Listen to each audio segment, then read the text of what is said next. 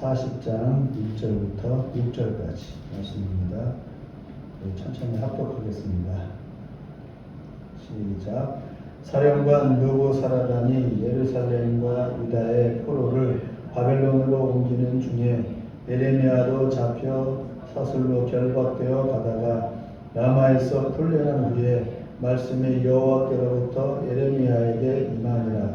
사령관이 예레미야를 불러다가 이르되 내 하나님 여호와께서 이곳에 이 재난을 선포하시더니 여호와께서 그가 말씀하신 대로 행하셨으니 이는 너희가 여호와께 범죄하고 그의 목소리에 순종하지 아니하였으므로 이제 이루어졌도다.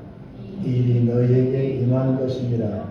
보라, 내가 오늘 내 손에 사슬을 풀어 너를 풀어주노니 만일 네가 나와 함께 바벨론으로 가는 것을 좋게 여기거든 가자, 내가 너를 선대하리라. 만일 나와 함께 바벨론으로 간 것을 좋지 않게 여기거든 그만두라. 보라, 온 땅이 네 앞에 있나니 네가 좋게 여기는 대로 옳게 여기는 곳으로 갈지니라 하니라. 예레미야가 아직 돌이키기 전에 그가 다시 이르되 너는 바벨론의 왕이 유다 성읍들을 맞도록 세운 사반의 손자 아히감의 아들 그다야에게로 돌아가서 그와 함께 백성 가운데 살거나 네가 옳게 여기는 곳으로 가거나 할지니라 하고 사령관이 그에게 양식과 선물을 주어 보내매 예레미야가 미스바로 가서 아히감의 아들 그다야에게로 나아가서 그 땅에 남아있는 백성 가운데서 그와 함께 사니라. 오늘 말씀에 저는 의미가 여러 가지가 있지만 그 중에서 오늘은 이스라엘과 이방인의 관계라는 관점에서 오늘의 말씀을 잠시 한번 살펴보려고 합니다. 그래서 오늘 제목이 마지막 때 이방인의 역할이라는 제목으로 말씀을 나누려고 합니다. 잠깐 기도하겠습니다. 처음과 마중 되시고 영원토록 변함이 없으신 거룩하신 하나님을 경배합니다. 세상은 변하고 사라져도 하나님은 변함이 없고 또 영원하십니다. 전능하신 하나님이 연약하고 죄악된 우리에게 계시를 주시어서 듣고 알고 또 믿게 하셔서 우리로 하여금 믿음으로 살게 하셨습니다. 구원의 믿음을 넘어 구원을 완성해가는 믿음의 전진이 있게 하옵소서. 이 시간 느부사라단과 예레미야의 대화를 통해서 이 땅에 서 있는 교회와 그리고 이스라엘의 관계에 대해서 또한 예수 믿는 우리 이방인의 역할에 대해서 잠깐 살펴보려고 합니다. 걸어가신 성령님께서 분별력을 주시고 또 결단력을 주시어 바르게 서게 하시고 또 이해하게 하시고 그래서 이 땅에서 우리의 사명을 충실히 감당할 수 있도록 도와주시옵소서. 또한 우리의 내면과 삶에 주님의 임재로 충만하게 하여 주옵소서. 예수님의 이름으로 기도합니다. 아멘. 저번 주에 이어서 오늘도 예레미야서 말씀을 잠깐 나누려고 합니다. 이스라엘이 예레미야 선지자의 말, 곧 하나님이 선자를 통해 주신 계시의 말씀을 버리고 어기고 불순종하여 온 이스라엘이 바벨론의 침략을 받고 결국 멸망을 당했습니다. 하나님은 말씀으로 자신과 자신의 뜻을 계시하십니다. 처음 애굽 땅을 떠날 때에는 이스라엘 백성이 처음 모세를 따라서 애굽 땅을 떠날 때에는 모세를 통해 말씀을 주시면서도 동시에 홍해 바다가 갈라지고 하늘에서 먹을 양식인 만나가 매일매일 떨어지고 메추라기 떼를 한꺼번에 몰아서 고기까지 배불리 먹여주시는 그런 놀라운 기적을 체험하게 하셨지만 지금 이스라엘이 멸망을 당하고 있는 절체절명의 때에 하나님은 기적을 주시지 않고 다만 선자를 통해서 말씀만을 주신다는 사실이 좀 특이합니다. 왜 그럴까요? 그때 출애굽 때에는 놀라운 기적을 주셨는데 왜 지금 이렇게 어려운 때, 절체절명의 어려운 때에는 마땅히 기적을 주셔야 되겠는데 기적을 안 보여주실까요? 기적을 보여주신다면 이 왕과 신하들이 말을 들었겠죠. 달랑 선자가 하나님이 이랬다더라 이렇게 하래 라고 하는 말씀만을 주시니까 왕과 신하들이 안 듣는 거예요. 선지자를 못 믿으니까. 놀라운 기적을 일으켰다면 믿었겠는데 나는 안 주셨어요. 왜 그랬을까? 처음 애굽을 탈출할 때에는 이스라엘은 400여 년간 노예 생활을 해서 빈 깡통이었어요. 아무것도 몰랐어요. 하나님에 대해서. 율법도 모르고. 7,000명이 들어갔다가 200만 명이 되었으니까. 하나님도 모르고 말씀도 모르고 그저 애굽 문화와 애굽 종교에 익숙한 노예들에 불과했기 때문에 생짜배기인 그들에게 하나님을 믿게 하기 위해서는 말씀과 함께 놀라운 기가 막힌 기적들이 필요했습니다. 그러나 지금 바벨론에 의해서 침략당할 때의 이스라엘은 이미 모세의 율법을 받았고 다윗왕의 시대를 지났고 수많은 선지자들을 통해 말씀이 이미 주어졌기 때문에 하나님을 모른다고 할 수가 없죠. 출애굽때와는 틀리죠. 그러므로 굳이 기적이 필요하지 않았습니다. 다만 선택해라 그겁니다. 그것만 주십니다. 너무 무서운 거예요 사실.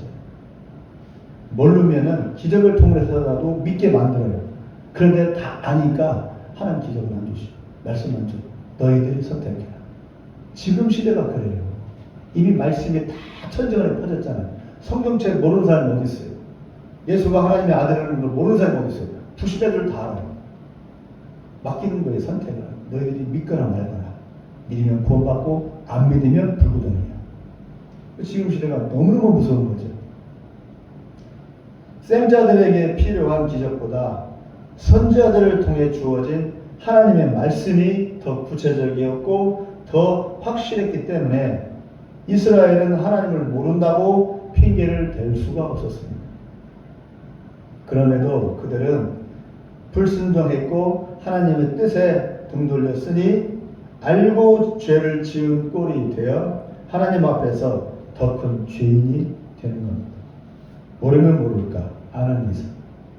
결국 이스라엘의 멸망은 그들이 죄를 지었기 때문입니다. 누구 탓을 할 수가 없습니다.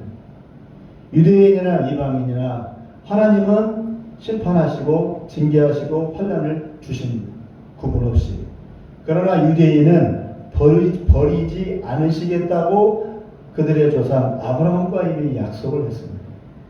오늘 본문은 이스라엘이 멸망하고 포로로 잡혀가는 중에 선자 예레미야도 포로로 잡아가다가 바벨론 왕의 명령에 따라 예레미야에게 바벨론 군대 장관인 사령관 느부사라단이 은혜를 끼치는 내용입니다.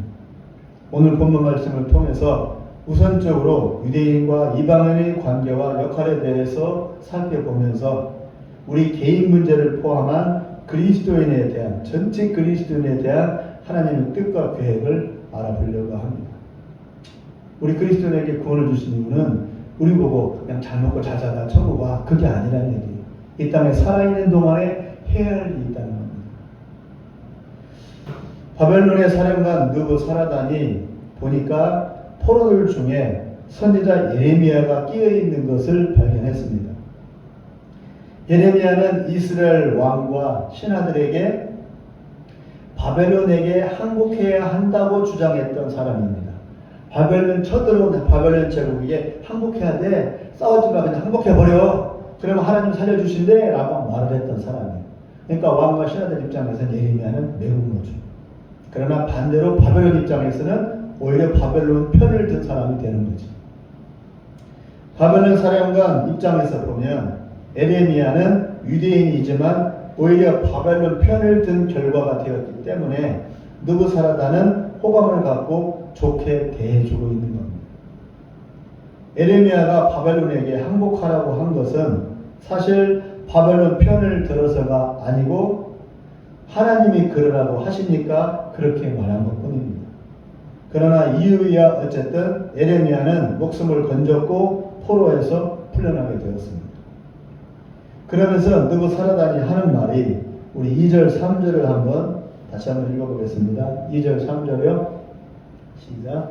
사령관이 예레미야를 불러다가 이르되 네 하나님 여호와께서 이곳에 이 재난을 선포하시더니 여호와께서 그가 말씀하신 대로 행하셨으니 이는 너희가 여호와께 범죄하고 그의 목소리에 순종하지 아니하였으므로 이제 이루어졌도다.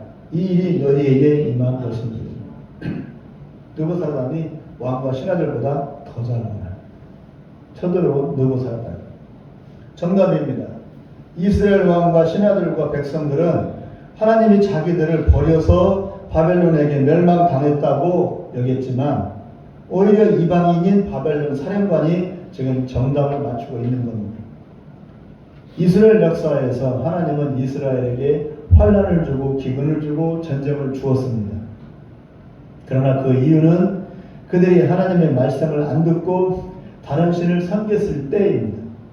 즉 징계이고 훈계라는 말입니다. 깨달으라는 뜻이지 심판으로 버린다는 뜻이 아닙니다. 지금 역시 그들이 하나님의 말씀을 늘 안 듣고 자기들 뜻대로 살았습니다. 예레미야 선지자를 통해서 아주 구체적으로 애굽으로 가지 말고 바벨론에 그냥 항복하면 무사할 것이라고 분명히 말씀하셨지만 그들은 아주 구체적이고 확실하게 불순종했습니다. 그 결과 처절한 응징, 즉 또 한 번의 징계의 채찍이었습니다. 즉 버린 게 아니고 깨닫고 돌아서라는 사인이었습니다. 두들겨 맞은 것이. 바벨론을 통해서 두들겨 팼어요. 하나님이. 팼으니까 두들겨 맞으면서 하나님 우리를 버렸구나 이렇게 생각했다 그겁니다. 그러나 하나님은 두들겨 패면서 버린 것이 아니고 깨달으라고 두들겨 팼으니까. 패는 이유는 돌아오라고 패는 거죠. 버렸다면 죽이지 뭐로 패겠어요. 없애버리지. 하나님은 이스라엘을 버리지 않으셨고 앞으로도 버리지 않으십니다. 왜? 아브라함의 언약이 있었기 때문에. 그만큼 아브라함의 언약이 성경 전체에 중요합니다. 십자가는 바로 아브라함의 언약에 의해서 십자가가 나온 겁니다. 예수님의 십자가가. 또 아브라함의 창세기 12장 아브라함의 언약은 어디서 나오는 겁니까? 창세기 3장 15절 말씀에 근거해서 나온 겁니다. 창세기 3장, 창세기 12장, 그다음 예수님. 세 가지가 구속사입니다. 마지막 심판 요한계시록. 이걸 딱 꿰차고 있어야 돼요. 붙잡고. 난 십자가, 난 예수만 믿어, 예수만 믿어. 아니고 바로 아브라함, 그다음에 창세기까지. 하나님은 이스라엘을 버리지 않으셨고 앞으로도 안 버립니다. 그들이 당하는 환난과 고통은 불순종 때문에 받는 징벌일 뿐입니다. 그 채찍이 바벨론이기도 하고 주변의 아랍국이기도 하고 지금의 팔레스타인이기도 합니다. 예전에는 히틀러에 의해서 나치에 의해서 또는 소련 공산당과 전제 군주에 의해서 그리고 동유럽의 반유대 사상에 의해서 수없이 많은 핍박과 고난을 겪었지만 그것은 하나님이 이스라엘을 버리신 게 아니고 다시 회복하라는 징벌의 채찍이라는 뜻입니다. 홀로코스트에 의해서 600만 명이 가스실에서 독살당할 때 유대인들은 다 생각했어요. 하나님 우리를 버렸다. 그렇게 생각했어요. 지금도 그렇게 생각하고 있어요. 하나님 우리를 버렸다. 하나님이 그를 버린 게 아니고 깨닫고 회개하라고 돌이킨 겁니다. 누굴 통해서? 히틀러 나치에 의해서. 그때는 이 본문에서 바벨론이었지만 1900년대에는 독일 나치가 채찍이 되는 거예요. 그렇게 하나님이 채찍으로 사용한 겁니다. 깨달으라고. 그래서 하나님은 언제나 남은 자를 두셨습니다. 다 죽이지 않으시고 남은 자. 그게 다 버리지 않았다는 증거입니다. 이스라엘을 징벌하시는 방법은 이방인의 침략과 이방 민족을 통한 핍박과 고난이었습니다. 이번 이스라엘 전쟁의 시발점은 10월 7일 하마스 테러 집단의 무차별한 공격과 도살, 살육에서 짐승 잡듯이 도살 잡아서 짐승을 잡잖아요. 그렇게 사람을 죽였어요. 1,400여 명을 도살하고 100수십여 명을 잡아갔습니다. 끝나라기까지 포함돼서. 전쟁 포로가 아니고 그냥 인질로 민간인들을 잡아간 겁니다. 그래서 이스라엘 국민들은 큰 충격에 빠졌고 선진국 이스라엘이 어떻게 이런 일을 무방비로 당할 수가 있느냐고 놀라워했었습니다. 그러나 그들은 하나님의 징벌로는 보지 않았어요. 우리가 방심해서 그랬다라고 생각했지 이것이 하나님의 징벌이다. 우리로 하여금 회개하라고 돌이켜라고 주신 하나님의 징벌이라고 지금도 생각을 안 해요. 바꿔 말하면 하마스보다 더 큰 어려움을 당할 수 있다는 겁니다. 지금 이스라엘. 이유 없이 유대인이 핍박을 당한다고 여기며 피해의식으로 가득합니다. 우리는 의로운데 의로운 우리를 세계 나라들이 반유대주의로 이해를 못한다고 그렇게 생각하는 겁니다. 나치에 의해서 600만 명이 가스로 독살당할 때에도 이유 없이 유대인이 세상으로부터 핍박을 당한다고 피해의식에 사로잡혔었습니다. 그러나 성경에서는 이스라엘이 고난받고 어려움을 당하는 이유는 분명히 나와 있습니다. 성경에. 이유 없이 하나님은 이스라엘을 고난으로 몰아넣지 않으십니다. 그들이 불순종하고 믿지 않으면 하나님은 어김없이 재앙을 주십니다. 성경에 나와 있는 열왕기 상하, 역대기 상하가 그 얘기입니다. 사무엘 상하, 역대기 상하, 열왕기 상하. 그것이 이스라엘이 말 안 되면 이방 민족을 쳐들어오고 회개하면 다시 돌이켜. 또 말 안 되면 또 쳐들어오고. 그게 숱하게 반복되는 거예요. 그거밖에 없어요. 성경 역사상, 이스라엘 역사는. 전체가 그래요. 그것이 지금도 여전히 반복이 되고 있어요. 이것이 이스라엘만 남 얘기가 아니에요. 우리 얘기예요, 사실.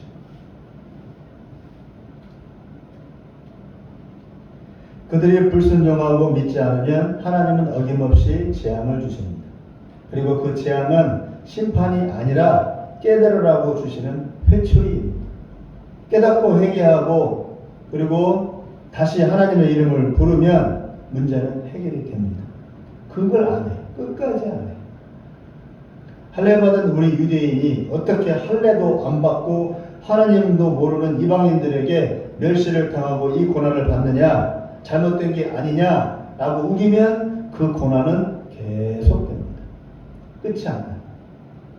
하나님은 절대로 그 채찍을 안 god어요. 바벨론으로 잡혀갔을 때 다니엘 같은 이가 회개기도 중보기도를 했었고 느헤미야, 에스라 같은 이들이 회개하고 신앙운동을 일으키자 하나님은 다시 바벨론에서 이스라엘을 본토로 돌아오게 하셨습니다. 그래서 다니엘서가 중요하고 에스라서가 중요하고 에스더서가 중요하고 느헤미야서가 중요합니다. 성경을 이렇게 봐야 돼요. 구석선적으로. 그냥 얘기로만 보면 안 된다 그겁니다. 하나님의 뜻이 뭔가, 왜 느헤미야가 내용이 뭘 말하려고 하는 건가, 에스라서가 뭘 말하려고 하는 건가. 붙잡아간 바벨론에 의해서 다니엘, 느헤미야, 에스라 등은 은혜를 입어 다시 이스라엘이 회복되는 계기가 만들어졌습니다. 그래서 이런 민족의 지도자가 중요한 겁니다. 4절을 한번 읽어보겠습니다. 40장 4절이요. 시작. 보라, 내가 오늘 내 손에 사슬을 풀어 너를 풀어주노니 만일 네가 나와 함께 바벨론으로 가는 것을 좋게 여기거든 가자, 내가 너를 선대하리라. 만일 나와 함께 바벨론으로 가는 것을 좋지 않게 여기거든 그만두라. 보라, 온 땅이 네 앞에 있나니 네가 좋게 여기는 대로 옳게 여기는 곳으로 갈지니라 하니라. 예레미야에게 선택권을 주잖아요. 선대해 주는 거죠. 원수인 바벨론의 사령관이 이스라엘의 선지자 예레미야를 위로하고 그의 신변을 보호하고 안전을 책임져 주겠다는 아주 이상한 장면이 나옵니다. 바벨론은 이스라엘 원수예요. 그런데 오히려 그 사령관인 느부사라단이 선지자 예레미야, 이스라엘 대표인 선지자 예레미야의 뒤를 봐주고 있는 거예요. 안위를 보장해주고 있는 겁니다. 바벨론이 이스라엘을 쳐들어왔어요. 멸망시켰어요. 근데 다시 뭐예요? 다시 바벨론이 예레미야를 돌봐줘요. 더 나아가서는 바벨론이 다니엘을 잡아갔잖아요. 다니엘을 보호해줘. 그리고 느헤미야를 보호해줘. 그리고 에스라서도 보호해줘. 그 사람들 직분을 세워줘.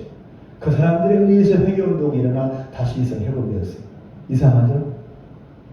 바벨론이 이스라엘을 멸망시켰어요. 다시 바벨론이 사람들을 세워서 이스라엘을 회복시킬 수 있도록 해줬어요. 그러니까 바벨론은 아무것도 모르고 그렇게 쓰임받은 거예요. 하나님에 의해서. 가끔 하나님은 바벨론을 채찍으로, 이스라엘을 채찍으로 쓰게 때리기도 하고 다시 바벨론을 통해서 이스라엘을 세워주게 됐다는 겁니다. 그게 하나님 의도란 얘기예요.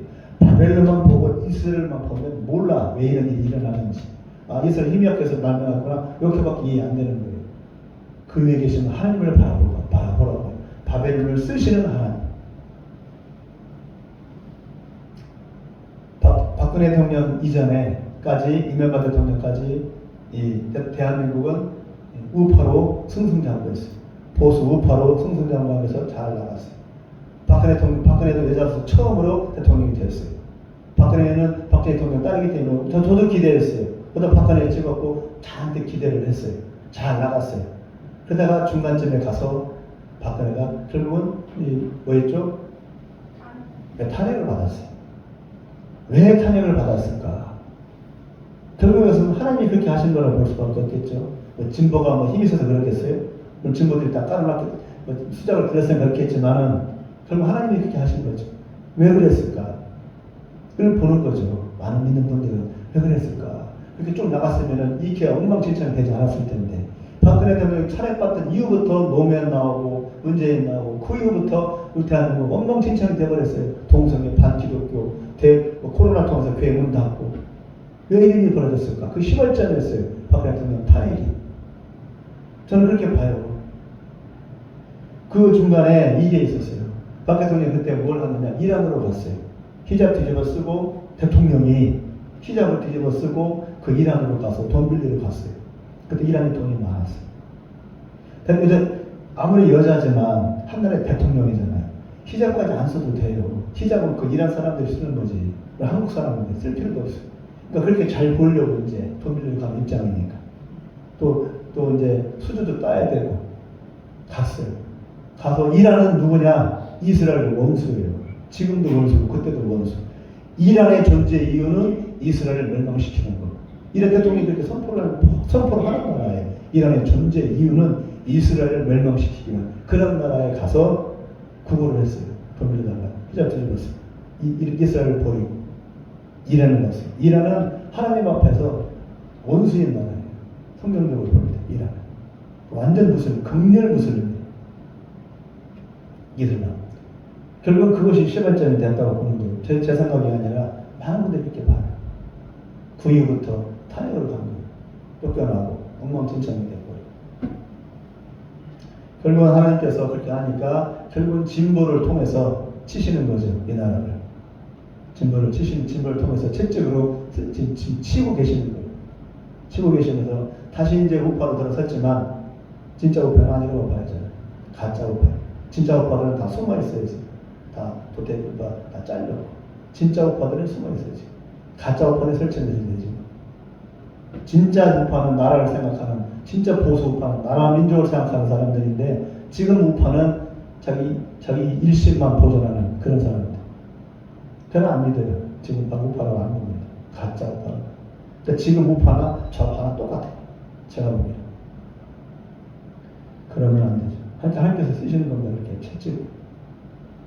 바벨론의 존재 이유는 말 안 듣고 이스라엘을 징계하는 것이기도 하고 또한 정반대로 회개한 이스라엘에게 은혜를 끼치는 역할을 위해서 쓰신다고 봅니다.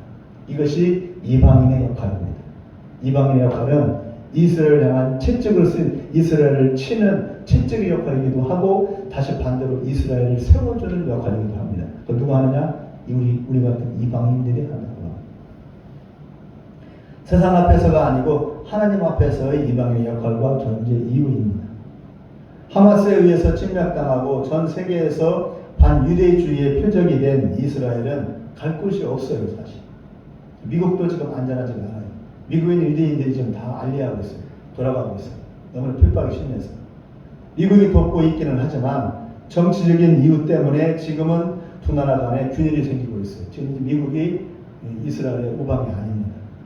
바이든이 너무 쪼아대기 때문에 네타냐후도 지금 거리를 두고 있어요. 한국은 이스라엘에 대해서 미련이 없습니다. 도움이 안 되고 이득이 없으면 이스라엘 대신에 아랍 국가들과 손을 잡는 게 우리 한국 정도입니다. 우리 사실 이스라엘보다 아랍이 더 가까워요. 기름을 사와야 되니까. 이스라엘 편에 서 있는 나라들은 많지 않습니다. 동유럽, 서유럽, 남유럽 거의 모든 국가들이 이스라엘을 싫어합니다. 러시아와 터키도 싫어합니다. 아르헨티나를 제외한 대부분의 남미 나라들이 이스라엘을 싫어합니다. 브라질은 아주 싫어합니다. 이스라엘은 선진국이기는 하지만 사면초가입니다. 그리고 언제나 외톨이입니다. 어떤 이들은 이스라엘에 대한 하마스의 공격과 야만적인 살인을 잘했다고 박수치고 있습니다. 유엔도 박수를 쳐요. 유엔도 이스라엘 편이 아니라 하마스 편입니다. 팔레스타인 편을 들고 있어요. 유엔이. 미국의 유명한 대학들, 즉 하버드 대학, 예일 대학, 프린스턴 대학, 기타 등등 여러 명문 대학들 등에서는 반유대주의 시위가 여전히 끊이지 않고 있습니다. 이스라엘은 강국이 아니라 약한 나라, 약한 민족입니다. 오직 하나님만이 그들 편에 서 있습니다. 이것이 이스라엘의 운명입니다. 세상을 의지하지 말고 세상의 강대국들을 의지하지 말고 하나님만 의지하라는 하나님의 사인입니다. 이스라엘을 향한. 바벨론을 의지하지 말고 애굽도 의지하지 말고 하나님만 의지하라. 지금도 똑같아요. 미국 의지하지 말고 러시아 의지하지 말고 하나님만 바라보라. 이게 이스라엘의 운명이에요. 이게 쉽겠어요? 어렵겠어요? 목숨 걸어야 돼요. 나라의 운명을 걸어야 돼요. 4절에 내가 너를 선대하리라고 했습니다. 뒤를 봐주겠다는 뜻입니다. 원수인 바벨론이 오히려 선지자를 선대하듯이 비록 지금은 팔레스타인이 원수이지만 나중에는 오히려 팔레스타인이 이스라엘의 뒤를 봐주는 기적이 일어날 수도 있습니다. 왜요? 예수를 믿는 팔레스타인 사람들이 많이 있거든요. 팔레스타인 무슬림들이잖아요. 그들이 예수를 믿어요. 그러면 그 유대인과 원수인 팔레스타인 사람들이 친 이스라엘로 변해요. 예수를 믿음이. 그렇게 변해요. 희한해요. 왜 그런지 모르겠어요. 그 외교인과 그렇게 원수재간이었던 팔레스타인 사람들이 예수를 딱 영접하면 곧바로 이스라엘 편에 서요. 이스라엘을 위해서 움직여요. 결국에는 나중에 기를 수 있다는 얘기입니다. 성경에 이르기를 유대인들이 결국에는 예수님을 믿게 될 것인데 이방인들이 유대인들의 하나님을 믿는 것을 보고 시기가 나서 유대인들이 회심한다고 성경이 그렇게 약속되어 있어요. 하마스는 이스라엘의 절기 중 가장 중요한 절기였던 대속죄일 때 쳐들어왔어요. 욤키푸르 때 쳐들어왔어요. 지금은 이슬람의 최대 절기는 라마단 기간이에요. 이슬람 절기 라마단 기간이기 때문에 이스라엘은 지금 잠잠히 기다려주고 있어요. 그러나 하마스는 이스라엘의 약점을 이용해 이스라엘의 뒤통수를 쳤어요. 가장 건드려서는 안 되는 부분을 건드렸기 때문에 모든 유대인들은 이구동성으로 하마스만큼은 절대로 용서하지 않겠다고 반드시 척결해야 한다고 벼르고 있어요. 그래서 가자가 쑥대밭이 지금 되고 있는 거예요. 적당히가 안 되니까 하마스를 척결할 때까지. 그러나 반대로 이스라엘을 향한 징벌의 채찍으로 쓰임받은 하마스가 오히려 이스라엘을 위한 전화위복의 계기가 될 수가 있다는 겁니다. 지금도 팔레스타인 중에 예수를 믿는 이들이 많이 생겨나고 있고 이번 전쟁 중에 가자지구, 쑥대밭이 된 가자지구죠.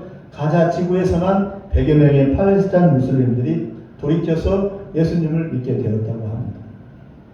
유대인들이 가장 싫어하는 것은 팔레스타인 무슬림들이 유대인의 하나님인 여호와 하나님을 부르는 겁니다. 원수가 뒤통수를 쳐놓고 하나님을 찾는다면 유대인들 입장에서는 기가 찰릴 것입니다. 하마스에 의해서 가장 피해를 입은 지역은 바로 키부츠 공동 경작 지역인데 이는 농업 공동체 지역입니다. 키부츠라고 아시죠? 이들은 100% 무신론자들이며 그리고 사회주의를 신봉합니다. 하나님을 예배하기 위해서 존재하는 이스라엘 땅에서 하나님이 없다고 하고 오히려 인간이 최고라는 사회주의가 제일 우선이라면 하나님의 징벌의 대상이 될 수밖에 없습니다. 그리고 전쟁 전에 이스라엘은 진보와 보수로 갈라져서 이스라엘 전체에 현 정권에 반대하는 진보 세력들의 시위가 가득했었습니다. 이스라엘이 옛날에 남과 북으로 갈라진 것처럼 그렇게 갈라질 것 같았습니다.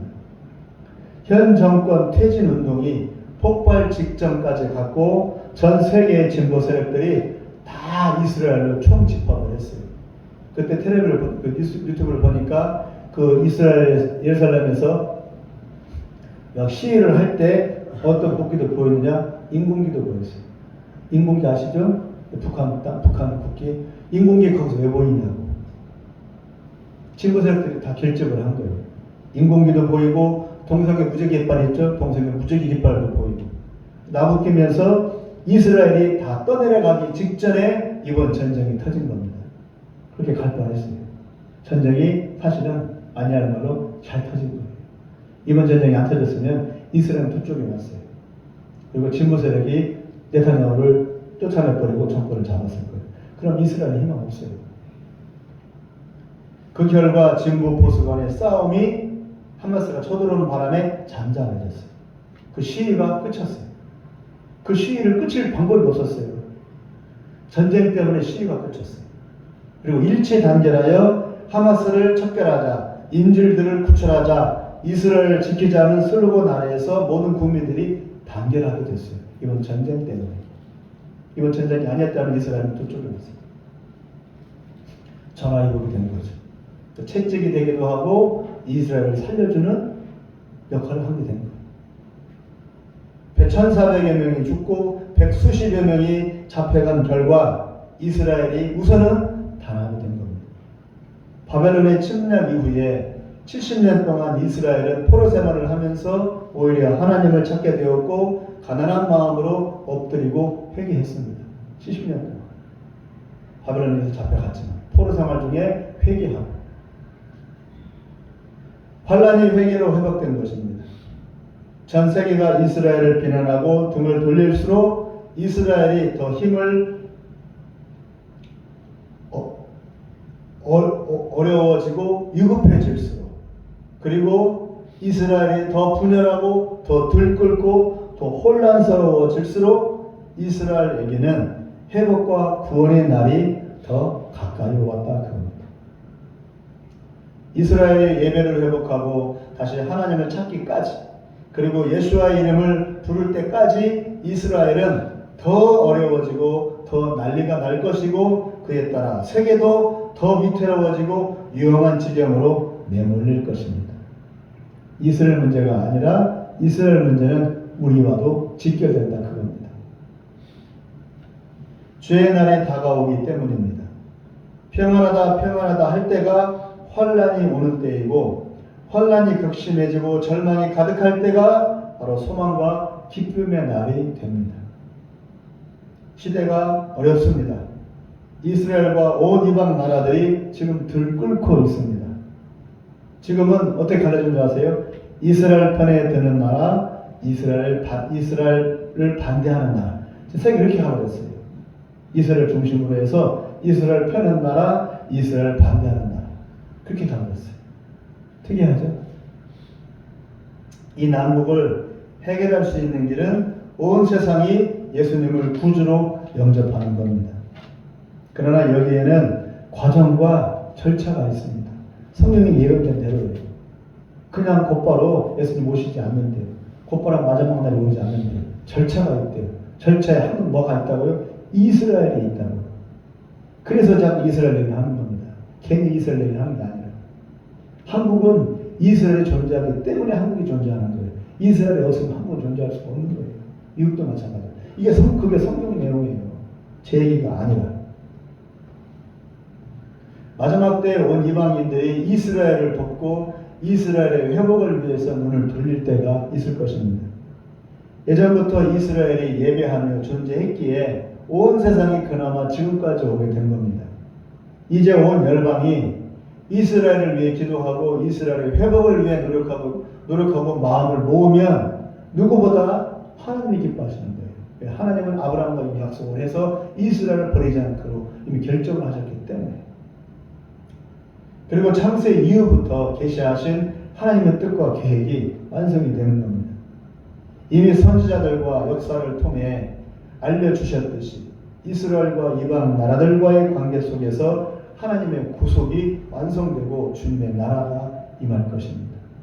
이스라엘을 제껴놓고는 마지막 나라는 없어요. 예수님의 재림도 없고 하나님의 나라도 없어요. 그게 성경 내용입니다. 말씀을 맺겠습니다. 이스라엘을 멸망시킨 바벨론 제국이 오히려 이스라엘을 새롭게 회복시키는 역할을 수행했습니다. 이스라엘을 침략했던 나라들, 바벨론, 애굽, 그 다음에 아수르, 페르시아 없어요. 그 대제국들은 지금 흔적도 없어요. 그러나 그들이 쳐들어왔던 이스라엘은 지금도 있어요. 하나님은 이스라엘을 위해 바벨론을 세우셨고, 이스라엘을 위해서 아수르를 세우셨고, 애굽을 세우셨고, 이스라엘을 위해서 미국을 세웁니다. 이스라엘을 위해서 온 세상 나라들을 존재케 했습니다. 우리가 보기에는 참 엉뚱한 것 같지만 왜 하필 이스라엘이냐고. 하나님 그렇다면 어쩌겠어요. 우리는 이방인이라고, 우리는 격가지라고. 우리가 당연히 구원받을 사람이 구원받는 게 아니라고. 구원받지 못하고 버림받은 존재들인데 하나님 우리를 구원해 주신 거라고. 그러니까 은혜죠. 그리고 그 온 세상 나라들 가운데 특히 예수 믿는 그리스도인들을 준비시켜 우리들로 하여금 거꾸로 교회의 발원지였던 그 이스라엘을 회복시키고자 하십니다. 이스라엘 편을 들고 있는 사람들은 누구냐? 예수 믿는 그리스도인들. 카톨릭도 아니고 개신교인들만 이스라엘 편을 들고 있어요. 지금은 나의 구원과 나의 삶에만 집중할 때가 아니라 하나님이 이루어 가시는 구원을 큰 안목으로 바라보고 동참해야 합니다. 하나님은 하나님의 역사를 자기 마음대로 하지 않으시 사람을 통해서 역사하시.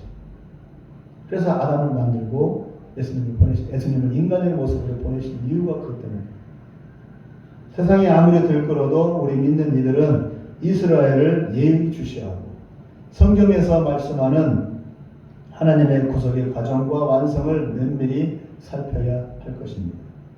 기름 듬불 준비한 5 처녀가 깨어있지는 않았지만 잠들었어요. 기름을 준비한 처녀들도 다 잠들었어요. 처녀 모두 다 잠들었어요. 참 안 잔 게 아니라고요. 그러나 5 처녀가 살아난 이유는 기름을 미리 준비해 놨기 때문에. 그래서 혼인잔치에 들어갈 수가 있었고, 나머지 5 처녀는 똑같이 졸았지만 기름을 준비를 안 했어요. 등불만 붙잡고 있었어요. 당연히 기름이 닿으니까 등불을 꺼내는 것밖에. 기름을 미리 준비했기 때문에 혼인잔치에 들어갔듯이 우리 역시 기름을 미리미리 준비하고 있어야 합니다. 하나님의 구원과 하나님의 섭리를 잘 분별하여 맹인 귀머거리가 아닌 깨어있는 모습으로 주님을 영접할 준비를 하시는 우리 모두가 되기를 간절히 기원합니다. 기도하겠습니다. 하나님 아버지, 오늘은 느부사라단과 그리고 예레미야의 대화의 모습을 통해서 이스라엘과 이방인의 관계에 대해서 또 그 역할에 대해서 잠시 생각해 보았습니다. 하나님께서는 결코 이스라엘을 버리지 않겠다고 성경에 누누이 약속을 했습니다.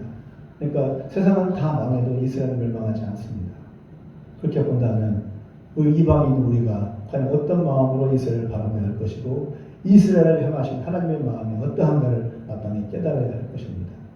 우리는 구원받았으니까 됐어. 그게 아니라 하나님께서 이루어 가시는 전 세계적이고 우주적인 그 구원의 완성을 위해서 우리가 쓰임받았고 또 동참해야 할 것인데 그 방법은 바로 이스라엘이라고 생각합니다. 이스라엘을 위해서 기도하고 이스라엘 회복을 위해서 저 유대인들이 예수를 믿는 그날이 바로 예수님 오시는 날이라고 했으니 저들이 예수를 믿을 때까지 우리는 계속 그들을 위해 기도하고 그들에게 복음을 증거하고 또 보내고 또 위해서 기도해야 할 것입니다. 우리가 이방인으로서 마땅히 구원받지 못할 존재들인데 구원받은 은혜받은 존재들로서 마땅히 이 역할을 충실히 감당할 수가 있도록 이 땅의 모든 교회들이 이 사명을 감당할 수 있도록 은혜를 담임 주시옵소서. 예수님의 이름으로 기도합니다.